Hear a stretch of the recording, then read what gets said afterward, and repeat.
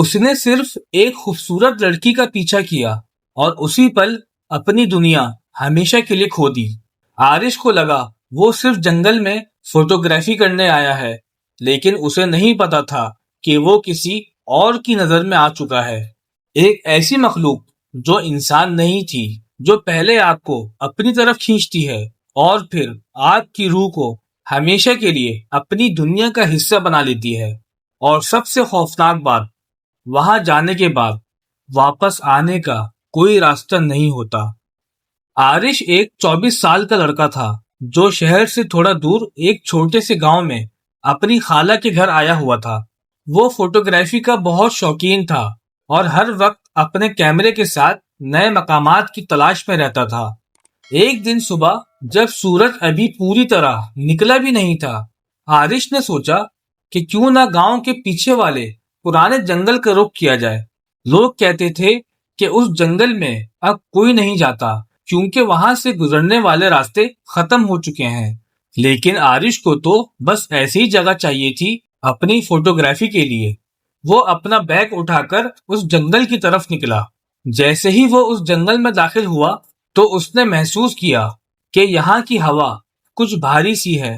درخت اتنے گھنے تھے کہ سورج کی روشنی بھی مشکل سے زمین تک پہنچ رہی تھی، لیکن عارش کا دل اس ایڈونچر کے لیے تڑپ رہا تھا۔ وہ آگے بڑھنے لگا۔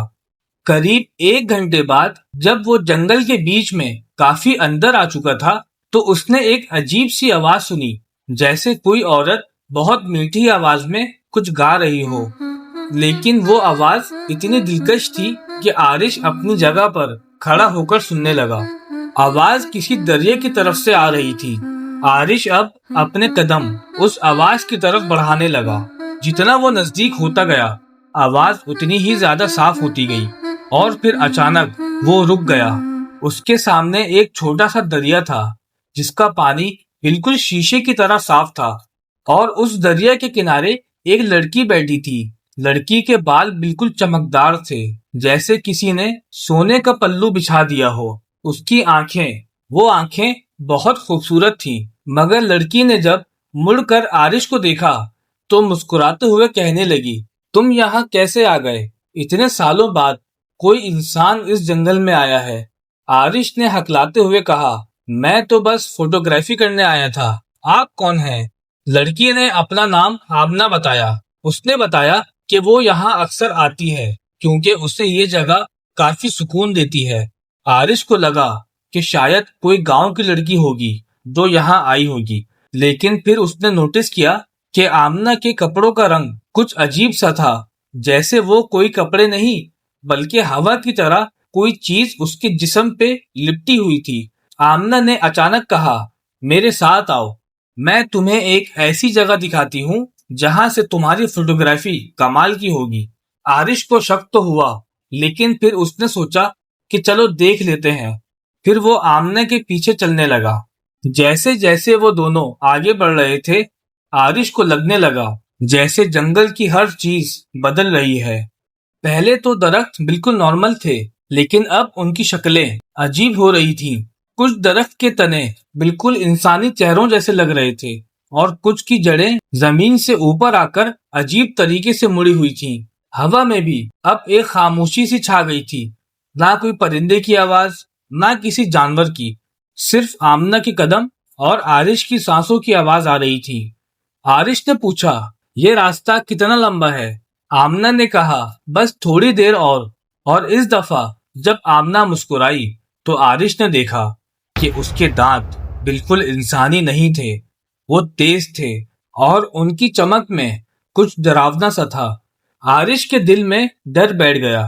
اس نے پیچھے مڑ کر دیکھا کہ شاید واپس جانے کا راستہ مل جائے، لیکن پیچھے صرف اندھیرا تھا، بالکل ایسا اندھیرا جیسے کسی نے کالی دیوار کھڑی کر دی ہو۔ آمنہ نے پوچھا، کیا ہوا، تھک گئے کیا؟ اور اس دفعہ اس کی آواز میں ایک عجیب سا بھاری پن تھا۔ عارش نے گھبراتے ہوئے کہا، نہیں، بالکل نہیں، لیکن اس کا دل زور زور سے دھڑک رہا تھا۔ چلتے چلتے وہ دونوں ایک ایسی جگہ پہنچے جہاں درخت بالکل ختم ہو گئے تھے اور سامنے ایک بہت بڑی اور پرانی دروازہ نما چیز کھڑی تھی۔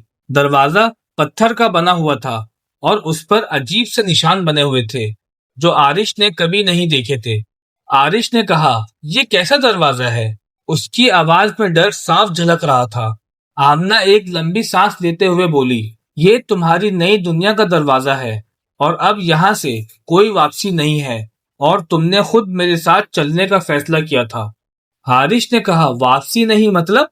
आमना ने अपना चेहरा आरिश की तरफ किया और अब उसकी सूरत बिल्कुल बदल चुकी थी। उसकी आंखें अब सफेद रोशनी से चमक रही थी। उसके बाल अब बिल्कुल काले और बिखरे हुए लटक रहे थे और उसकी उंगलियां लंबी और टेढ़ी हो चुकी थीं। आमना ने कहा, मैं जिन्नातों की दुनिया का रास्ता दिखाने वाली हूँ। तुम्हें यहाँ लाना लाजमी था क्योंकि तुम्हारा वक्त आ चुका है। आरिश की तो जैसे जान ही निकल गई। ये सुनते ही वो पीछे भागना चाहा, लेकिन उसके कदमों ने साथ देना छोड़ दिया, जैसे किसी ने जमीन से जकड़ लिया हो। फिर आमना ने अपना हाथ दरवाजे की तरफ बढ़ाया और वो दरवाजा खुल गया। अंदर से ऐसी हवा निकली जो बिल्कुल बर्फ जैसी ठंडी थी और उसमें से अजीब सी बदबू आ रही थी, जैसे किसी पुरानी बंद जगह से आ रही हो। आमना ने आरिश का हाथ पकड़ते हुए कहा, मेरे साथ चलो। उसकी पकड़ इतनी मजबूत थी कि आरिश हिल न सका और डर के मारे बेहोश हो गया। जब आरिश की आंखें खुली तो उसने अपने आप को बिल्कुल अलग जगह पर पाया। यहाँ ना तो आसमान था और ना ही जमीन। बिल्कुल ऐसा था जैसे सब कुछ धुंधला और उल्टा पुल्टा हो। उसके चारों तरफ अजनबी शक्लों वाली मखलूकात घूम रही थी। कुछ बिल्कुल इंसानों जैसी लग रही थी, मगर उनके जिस्म से धुआं निकल रहा था और कुछ की आंखें नहीं थी, सिर्फ खाली सुराख थे। आरिश ने अपनी आंखें बंद करनी चाही, लेकिन वो ये नहीं कर सका, जैसे किसी ने उसकी पलकों को भी काबू में ले लिया हो। आमना ने कहा, ये है हमारा आलम। यहाँ इंसान अक्सर आ जाते हैं जब हम उन्हें बुलाते हैं और फिर यहाँ से जाने का कोई रास्ता नहीं होता। आमना अब पूरी तरह से अपनी असली सूरत में आ चुकी थी। वो खूबसूरत नहीं थी बल्कि डरावनी थी। आरिश ने रोते हुए पूछा, लेकिन क्यों? मैंने क्या किया है? आमना ने जवाब दिया, तुमने कुछ नहीं किया, बस हमें जरूरत थी किसी इंसान की, किसी ऐसे इंसान की जो खुद अपनी मर्जी से हमारे साथ चले, और तुमने खुद चलना कबूल किया था। आरिश को अब याद आया कि उसने कोई सवाल नहीं पूछा था, ना तो ये पूछा कि आमना कौन है और ना ये कि वो कहाँ जा रहे हैं। वो बस अपनी खुशी के लिए फोटोग्राफी की ख्वाहिश में आ गया था। दिन गुजरने लगे या शायद रात, क्योंकि वहां वक्त का कुछ पता ही नहीं चलता था। आरिश को एक अजीब से कमरे में रखा गया था जहां से बाहर निकलने का कोई रास्ता नहीं था। दीवारें जिंदा सी लग रही थी, जैसे वो सांस ले रही हों, और कभी कभी ऊपर से चीखें सुनाई देती थी, जैसे और लोग भी यहाँ कैद हों। आमना रोज आती थी, कभी वो खूबसूरत होती थी और कभी डरावनी। वो आरिश से बातें करती और उसे खाना देती जो बिल्कुल अजीब जायके का होता था, और कहती थी कि अब तुम यहाँ का हिस्सा हो।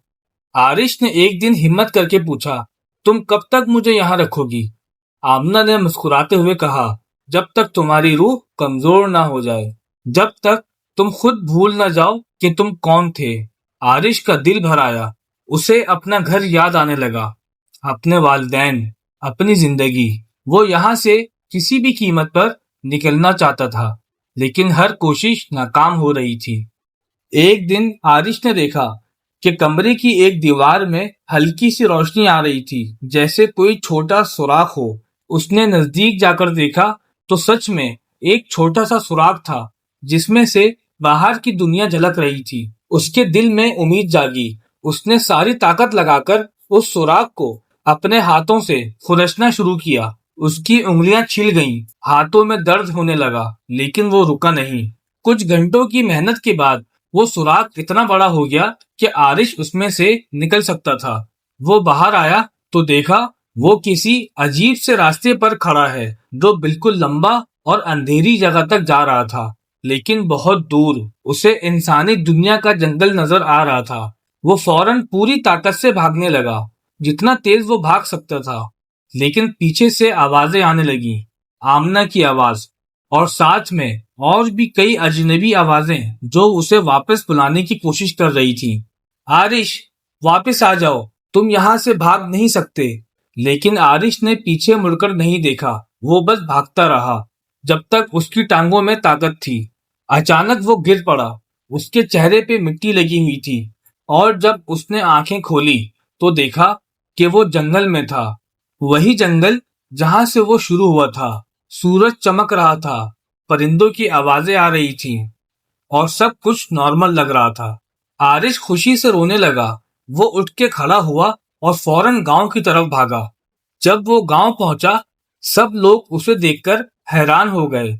उसकी खाला ने हैरान होकर कहा, आरिश, तुम जिंदा हो? आरिश ने कहा, जिंदा मतलब? मैं तो सिर्फ एक दिन से। इतना बोल के वो रुक गया। उसकी खाला ने कहा, एक दिन? बेटा, तुम्हें गायब हुए पूरे 3 महीने हो गए हैं। हमने तुम्हारी तलाश में सारा जंगल छान मारा था। आरिश के होश उड़ गए। 3 महीने? लेकिन उसे तो लगता था कि सिर्फ कुछ दिन ही गुजरे हैं। रात को जब आरिश अपने कमरे में आया तो उसने शीशे में अपना अक्स देखा और अचानक उसकी रूह कांप गई। उसकी आंखों में बिल्कुल वही सफेद रोशनी थी जो आमना की आंखों में थी, और जब उसने गौर से देखा तो उसकी उंगलियां भी थोड़ी सी लंबी और टेढ़ी नजर आ रही थी। कमरे के कोने से आमना की आवाज आई, क्या सोचा था कि तुम वहां से भाग आए? नहीं आरिश, तुम अब हमारा हिस्सा हो। तुम्हारी रूह का आधा हिस्सा तो यहीं रह गया है और बहुत जल्द तुम यहाँ आ जाओगे, खुद अपनी मर्जी से। आरिश ने अपनी चीख को दबाया और अपने सर पे हाथ रखकर डर के मारे रोने लगा। तो दोस्तों, ये थी आज की कहानी। क्या आरिश सच में बच निकला या वो अब दोनों दुनियाओं के बीच फंस गया है? इस सवाल का जवाब तो शायद कभी नहीं मिलेगा। अगर आप आरिश की जगह होते तो क्या करते? अपनी राय कमेंट्स में जरूर शेयर करें। आपके कमेंट्स मुझे अगले एपिसोड के लिए रास्ता दिखाते हैं। अगर ये स्टोरी आपको पसंद आई हो तो लाइक और सब्सक्राइब करके बेल आइकन जरूर दबाइएगा। और अगर आप अपनी कोई हॉरर कहानी शेयर करवाना चाहते हैं तो डिस्क्रिप्शन में दिए गए ईमेल पर अपनी कहानी की डिटेल्स भेजिए। आपकी कहानी अगले एपिसोड का हिस्सा बन सकती है। मैं प्रॉपर क्रेडिट के साथ शेयर करूंगा। अगली स्टोरी में फिर मिलेंगे। तब तक के लिए अल्लाह हाफिज, अपना ख्याल रखिएगा और कभी किसी अजनबी के साथ अनजान जगहों पे नहीं जाना चाहिए, वरना पता नहीं आप किस दुनिया में जाकर फंस जाएं।